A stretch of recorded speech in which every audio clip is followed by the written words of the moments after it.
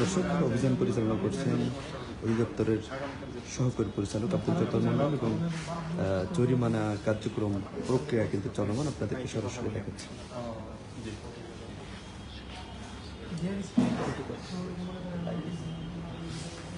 আপনি কি স্পেশাল দেবেন?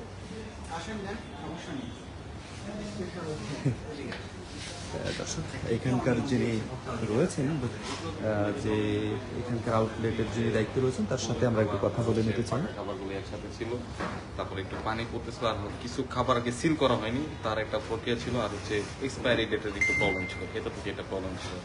এই যে আপনাদের সসলি একটা ট্রাস্টেবল প্রতিষ্ঠান, গুলশানের মতো একটা জায়গায়, কাস্টমাররা কি এখন ট্রাস্ট করতে পারবে কিনা? আসলে না, কাস্টমার আসলে ট্রাস্টের বিষয়টা একটু প্রতিস্থাপন থেকে একটু নড়বড় হবে, তবে আমরা যদি পরবর্তী পর্যায়ে চেষ্টা রাখবো 100% ভালো করা, তখন আবার কাস্টমার বুঝতে পারবে যে না, মানুষ ভুল করে কিছু শিখে, এবং তারা ভুল করছে তাদের মতো, কিন্তু তারা চেষ্টা করছে ভালো কিছু করার, সেক্ষেত্রে হয়তো কাস্টমার আবার আমাদের কাছেই চুকবে, এটা একটা আশাবাদী। আপনারা নিজেরা ব্র্যান্ড, কিন্তু সেক্ষেত্রে আপনাদের আরো বেশি সতর্ক হওয়া উচিত ছিল কিনা? অবশ্যই সেটা উচিত ছিল, অবশ্যই সেটা উচিত ছিল। সেটা হয়তো একটু মানুষ একটু কাজে প্রবলেম হয়েছে, কিন্তু সেটা অবশ্যই পরবর্তী মানুষ ধাক্কা খেয়ে হয়তো শিখে, হয়তো আমরা ধাক্কা খেয়ে আরেকটু বেশি শিখে নিলাম। আচ্ছা, গুলশানের মতো একটা আভিজাত এলাকায় এই ধরনের এই উইকনেস গুলো কিভাবে মানুষ মেনে নিতে পারে? মেনে নিবে না, স্বাভাবিকতা মেনে নিবে না, মেনে নেওয়াটা উচিত না। এটা আসলে ঠিক, মেনে নিবে না বা মেনে নেওয়া উচিত না, কিন্তু যখন মানুষ দেখবে যে না, আসলে তারা যখন এটা নিজেরাই স্বীকার করতেছে এবং পরবর্তী পর্যায়ে তারা এর থেকে অনেক ভালো কিছু করার চেষ্টা করতেছে, তখন কিন্তু মানুষ সেটাকে অবশ্যই তখন গ্রাজুয়ালি যতটুকু অ্যাকসেপ্ট ছিল তার থেকে আরো বেশি অ্যাকসেপ্ট করে নিবে। এটা আমাদের বিশ্বাস এবং সসেসেরও বিশ্বাস। ভোক্তা অধিকার আপনাদেরকে 30,000 টাকা জরিমানা করেছে এই ভুলটার কারণে, এই বিষয়ে আসলে কি বলবো? ভোক্তা অধিকার 30,000 টাকা জরিমানা করেছে এটা এই কারণেই, এবং আমরা সেটাকে খুব লজ্জিত হিসাবে দেখতেছি, কারণ আমাদেরকে শুধু একটা ভুলের কারণে 30,000 টাকা জরিমানা দিতে হচ্ছে, এটা লস হিসাবেও ধরে নিচ্ছি, আবার সেটা আমাদের একটা শিক্ষণ হিসেবে ধরে নিচ্ছি, যাতে পরবর্তী পর্যায়ে যাতে আমাদের ভোক্তা অধিকার আসে, তারা দেখে এটা চেক করার পরে তাদের থামস আপ দিয়ে যায়, যাতে কোনো জরিমানা না লাগে।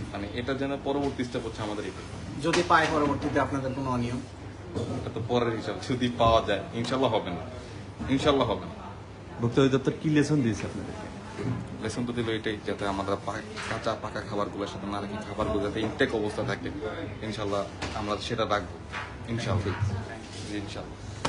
দর্শক, এখানকার আউটলেটের যিনি কর্মকর্তা রয়েছেন তার সাথে কথা বলছিলাম এতক্ষণ। আপনাদেরকে আরো যদি একটু ঘুরিয়ে দেখাতে চাই, যাতে মিষ্টির দোকানটিতে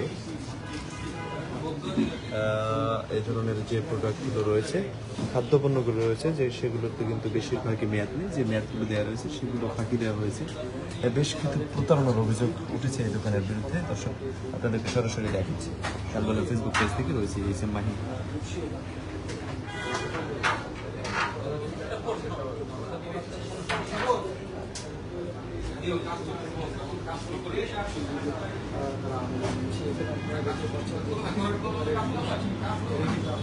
দর্শক, লোভনীয় বিভিন্ন ধরনের মিষ্টি আমরা এখানে লক্ষ্য করছি, থরে থরে সাজানো রয়েছে।